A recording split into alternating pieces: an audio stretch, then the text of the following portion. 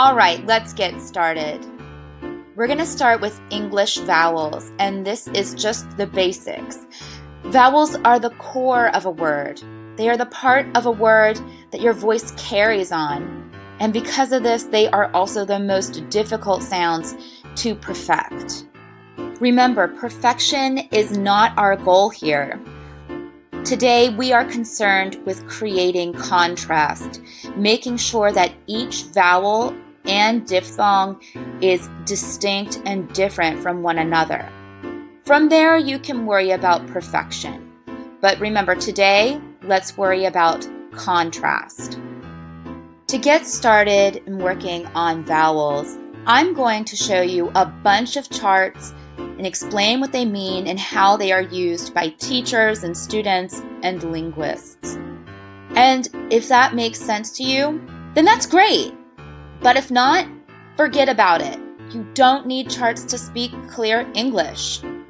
I personally always did best when I jumped straight into using the language. So let's get started.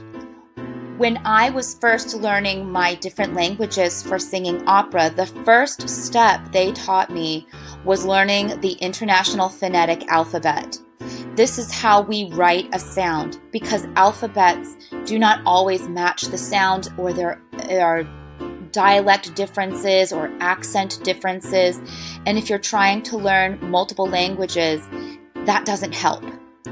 The International Phonetic Alphabet, or from here on IPA, is used to describe all languages. You can use this alphabet to describe any language on earth. There are many, many different symbols, and the ones that you will see in this course are the ones that appear in English only.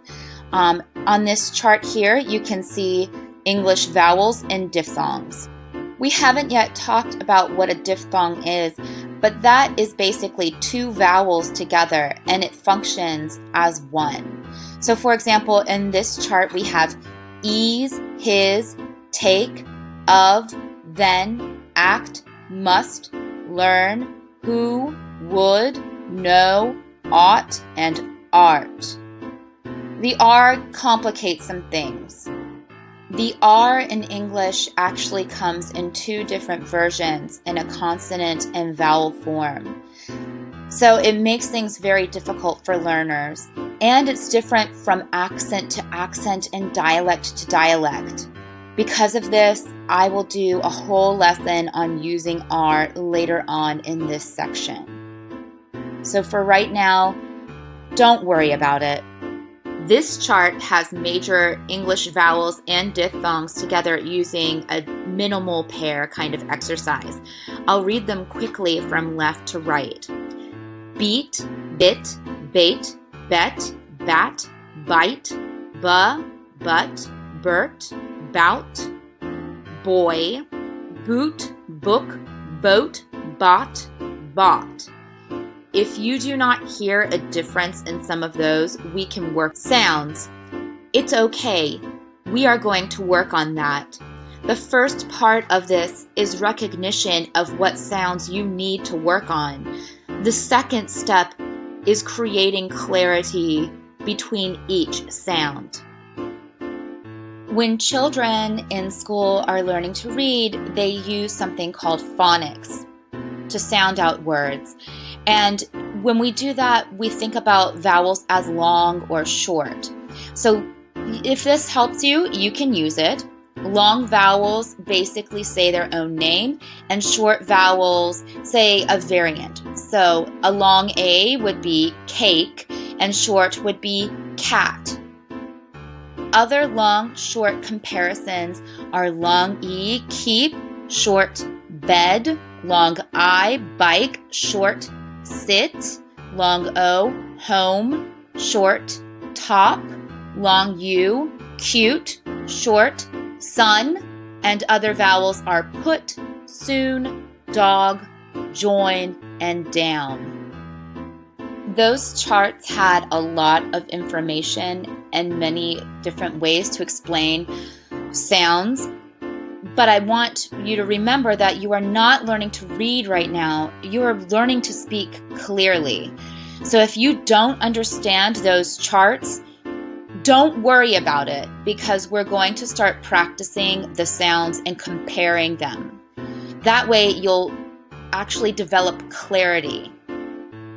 So in this course, I have given you a number of lists that help you to compare different sounds and create contrast. The idea is that you practice so that your mouth makes the sound without you having to think about it. I will make videos to show you what my mouth does, and you can practice them as needed. You will not need all of these practice lists. I recommend that you practice these in front of a mirror and to record yourself with maybe your phone or another device.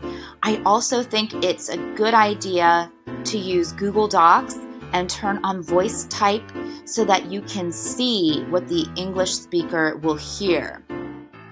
It's good to have multiple levels of feedback. For those of you who chose to enroll in the course with more feedback from me, there is a Flipgrid flip code. Now, Flipgrid is an online video feedback system.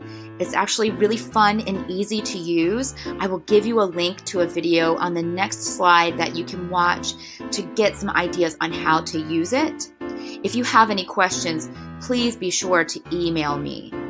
To go to Joe Kolbacki's site on YouTube. He has a video on how to use Flipgrid. If you do have trouble, please email me so that I can explain further on how to use it. All right, so it's time to stop wasting time and get to practicing. Go through the different sheets, the different videos. Again, if you have questions, please contact me. And Flipgrid has the interactive posts. See you on the other side.